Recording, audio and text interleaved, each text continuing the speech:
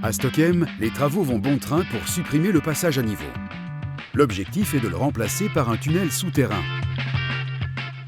Malgré les études de terrain préalables, les ingénieurs ont eu une mauvaise surprise en creusant. Le terrassement, en effet, révèle qu'on est en présence de sable, ce qu'on appelle des sables boulants, donc des sables qui sont remplis d'eau. Et donc le matériau n'a aucune portance. Et on doit trouver des solutions techniques pour améliorer la portance du matériau que l'on a rencontré.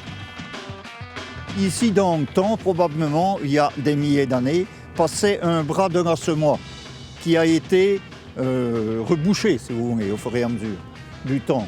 Et les alluvions, si vous voulez, viennent maintenant dedans au fur et à mesure que l'on terrasse et empêchent de creuser. Donc il va falloir maintenant assécher le terrain tout autour.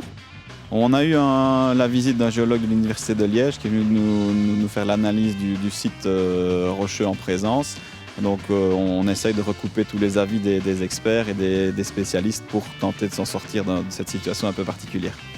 Une première tentative n'a toutefois pas fonctionné. On a essayé d'enfoncer des gros enrochements dans le sol pour essayer justement de récupérer un peu de portance. Ça faisait une sorte d'effet bateau, on appuyait sur un enrochement, mais l'onde se répercutait dans le sol et donc déstabilisait tous les terrains aux alentours. Donc on a stoppé tout de suite et on a changé de technique. Infrabel tente malgré tout de trouver une solution sûre dans les délais. On est en train de réaliser des puits dans lesquels on va pomper en continu pour essayer de rabattre le niveau d'eau et pour assécher la zone afin que la portance puisse être récupérée. C'est le premier forage que l'on entreprend, que l'on fait, donc c'est un essai. C'est pour ça que l'on chipote beaucoup, parce que le terrain est tel que l'on doit s'adapter au terrain. On ne va pas dire je vais faire comme ça, non, je dois m'adapter au terrain. Et si je ne m'adapte pas au terrain, il va se ranger. En théorie, le week-end du 22-23 mai, on est censé mettre en place le passage inférieur par glissement et par poussage sur le sol sous les voies principales.